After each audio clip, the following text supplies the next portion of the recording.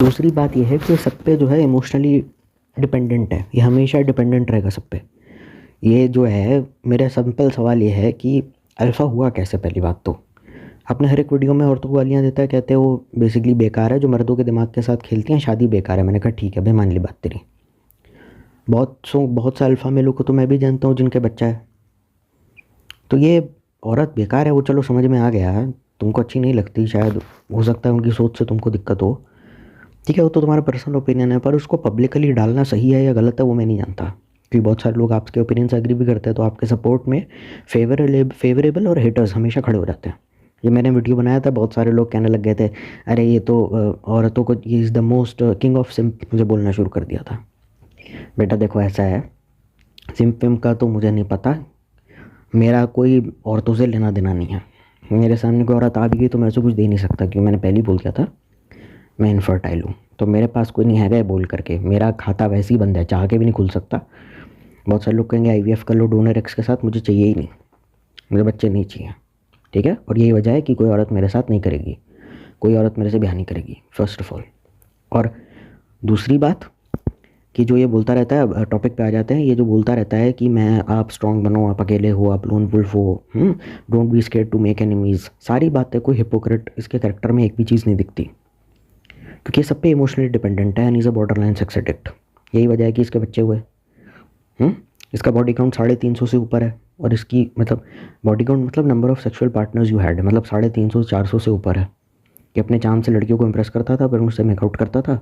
और फिर he has the audacity to make a video on semen retention. तो मैंने कहा बच्चे कहाँ से आए, और वो इतना ज़्यादा हाई बॉडी काउंट, मतलब उसमें सीमन रोल नहीं प्ले करता, बच्चे का पेड़ से लेकर ये तोड़ के लाता है। आप इतने छोटे हैं कि आपको नहीं पता बच्चे कैसे होते हैं, उस चीज़ को भी साइड रखते हैं। ये जो है इमोशनली डिपेंडेंट सब पे है। वैसे तो कहता रहता है ना मैं अकेला हूँ, मुझे कुछ गलत नहीं है, पर बेचैन तो अंदर से है ही। तो क्या करता है ये, बच्चों के साथ बहुत इसका उठना बैठना है, ही लव्स किड्स। और इसी से ही पता चलता है कहीं से कोई अल्फ़ा नहीं है, क्योंकि जिसको अकेले रहना है फिर उसको किसी के साथ नहीं रहना होता। बैचलर है, अब उसकी शादी भी नहीं हुई, उसके बच्चे नहीं हुए, ठीक है, वो तो अकेला ही अपनी ज़िंदगी जी रहा है, माँ बाप बेचारे बूढ़े में बिज़ी रहते हैं, और तुम ज़्यादातर अपना जो वक्त है ऑफिस में बिता देते हो। एक आम आदमी ऑफिस में या काम धंधे में बहुत सारा वक्त बिता देता है, तो जाहिर सी बात है ना, वो तो अकेला ही रह रहा है। थोड़े बहुत दोस्त यार वगैरह बन गए तो ठीक है, और अगर हमारी तो इंट्रोवर्ट हो तो पूछो ही मत। और आजकल तो ये भी फैट चल गया कि फ्रेंड्स हर स्नेक्स वो हमको धोखा दे जाते हैं, हमें सिर्फ अपने फ़ायदे के लिए इस्तेमाल करते हैं, दोस्ती बनती टूटती रहती है। हम एक कंपनी में थे, हमारे दो दोस्त थे, फिर दूसरी कंपनी में चले गए, तो पहले वालों ने हमारे डीएम्स, कॉल्स और टेक्स्ट और मैसेज का रिप्लाई करना बंद कर दिया, दोस्ती अपने आप ही टूट गई, उन्होंने ही तोड़ दी, क्योंकि उनको दूसरा फ्रेंड सर्कल मिल गया। तभी तो सब वीडियो में बच्चे वगैरह करता रहता है। और उसने, पहली बात तो अगर तुझे डिवोर्स ही लेना था, तू एंटी मैरिज था, तो तूने बच्चे पैदा भी क्यों किए? ठीक है, आपको मतलब क्या, मतलब क्या क्यों करे? Because all of them are just borderline sex addicts, तभी इन सब के बच्चे हो जाते हैं, और ये इतना बेटा बेटा बच्चा करते रहते हैं। They why are the hell is so obsessed with kids? नहीं, हेल्पिंग समवन और डूइंग चैरिटी वो बिल्कुल दूसरी बात है, पर ये क्यों इतना बच्चों से ऑब्सेशन में इतना ज़्यादा बता रहा है? और जब इसकी बेटी बड़ी होगी, जो सो कॉल्ड अल्फा मेल है, इनकी बेटियां बड़ी होंगी और अपने पिताजी का वीडियो देखेंगी कि पापा मेरे बारे में कितना उल्टा सीधा बोल रहे हैं, उसके दिमाग पे क्या असर पड़ेगा? Do have any idea? तू अपनी बच्ची के सामने, अपनी बहन के सामने बोल सकता है? तू कभी शादी में जा करके दुल्हन दूल्हे के सामने बात बोल सकता है? अपनी बहन की शादी में जाकर जीजा जी के कान में बोल सकता है कि marriage is the biggest scam of our country? बोल के दिखा दे एक बार। जितने भी खुद को अल्फा बोलते हैं यहाँ पे, टांगे ना तोड़ दे तेरा बाप, तेरा मना बदल देना। तो इसका कोई जवाब नहीं है। उसने सचमुच अल्फ़ा होता तो शादी कभी करता ही नहीं लाइफ में, और फिर लोगों को ज्ञान दे रहा होता कि मैरिज क्यों ख़राब है आपके लिए। और मैरिज को गाली दुनिया के हर एक फिलोसोफर ने दे रखी है। 50 लाख रुपए साला शादी में बर्बाद करेंगे, फिर 4 साल बाद फैमिली प्लानिंग करेंगे, ये झूठ बोलेंगे कि we want to be financially stable. और शादी पे कितना खर्चा करा? 1 करोड़। और जो वो 1 करोड़ इन्वेस्टमेंट नहीं, सेविंग्स है, जमा पूंजी है माँ बाप की। And then they have the audacity to say कि हाँ मतलब we have to save some money, फूक फूक के चलना पड़ता है। मैंने कहा हाँ, पहले के ज़माने में ना, इसीलिए लोग थोड़े ज़्यादा सेंसिबल मुझे लगते थे, क्योंकि पहले वो इतने पैसे नहीं उड़ाते थे शादी पे गधों की तरह। आजकल नया नाटक है, कॉकटेल पार्टी भी देने लग गए हैं।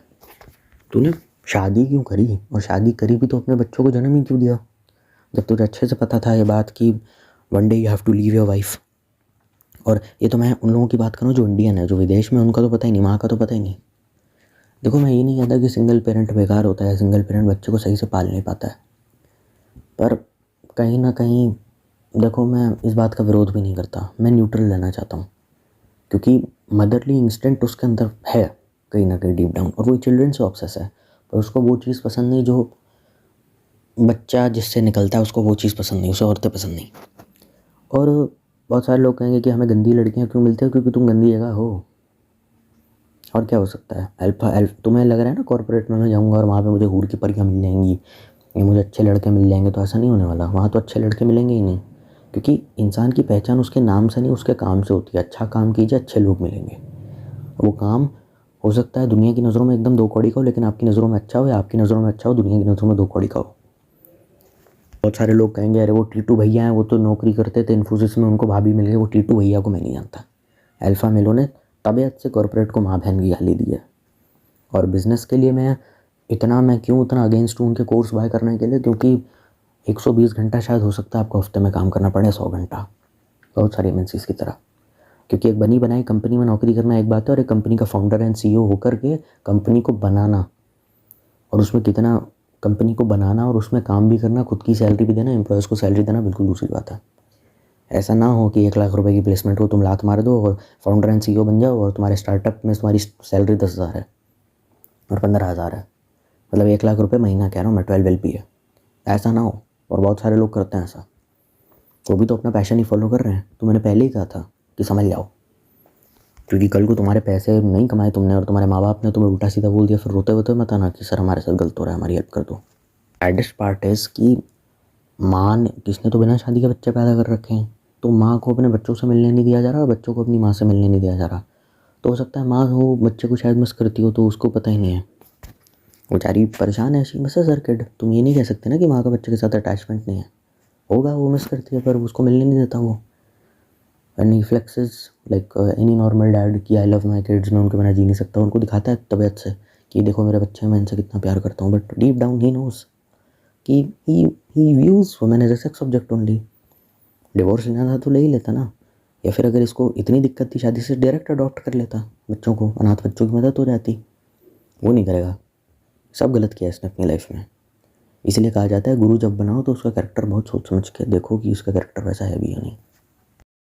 ये बाल लंबे कर लेने से, दाढ़ी मूंछ काट लेने से, क्लीन शेव कर लेने से, हाँ, जिम जाने से, पिछवाड़े पे टैटू करवा लेने से, बाइसेप्स बनवा लेने से, अगर तुमको ये सब करने से अगर बेचैनी बढ़ जाती है, या दिन रात औरतों के साथ मीनिंगलेस सेक्स करने से मिल जाती है, तो करते रहो, खाना पीना बंद कर दो, पर ये करते रहो। फिर इसका कैरेक्टर देख के लग रहा है ये सब करके इसकी बेचैनी कहीं से नहीं मिटी, क्योंकि 5 साल पहले भी ऐसे ही था, अभी भी ऐसा ही है।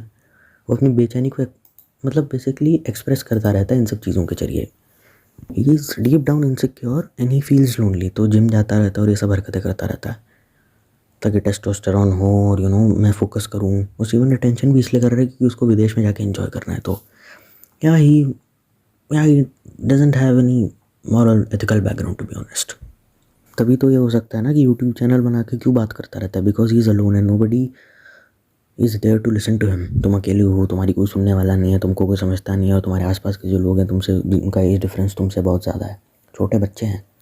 तो जाहिर सी बात है ना, बेचैनी एक्सप्रेस करने के लिए क्या करना है, तो लोगों को ज्ञान देना शुरू कर दो इंटरनेट पे। और बिज़नेस है, बिज़नेस में तो अगर आप फाउंडर एंड सीईओ हैं और आपकी एस्टैब्लिश्ड कंपनी है, तो उसमें काम कितनी देर करना पड़ता है वो भी नहीं पता, और ये खुद अपने एम्प्लॉयज़ को कितनी सैलरी देता है कुछ आइडिया नहीं है। तो देते रहो ज्ञान, उसमें क्या हो सकता है, इसमें किसी का भला थोड़ी है। भला होगा भी तो इंटेंशन इसकी गलत है। अगर इंटेंशन गंदी नहीं है, इंटेंशन डिसऑनेस्ट है, तो फिर कुछ नहीं फ़ायदा उसका। भला भले ही लोगों का हो जाएगा, लेकिन ये बिल्कुल ऐसी बात है, 100 करोड़ रुपए थे तो एक मंत्री 50 करोड़ रुपए डकार दिए, और बाकी 50 करोड़ का कंस्ट्रक्शन, मतलब उसका विकास करा दिया, इंफ्रास्ट्रक्चर डेवलपमेंट करवा दी, और जनता ने उसको वोट दिया ये बोल के कि हमारे भगवान है। अब इसमें सही कौन है?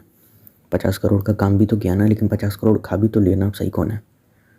उसका कोई जवाब नहीं है।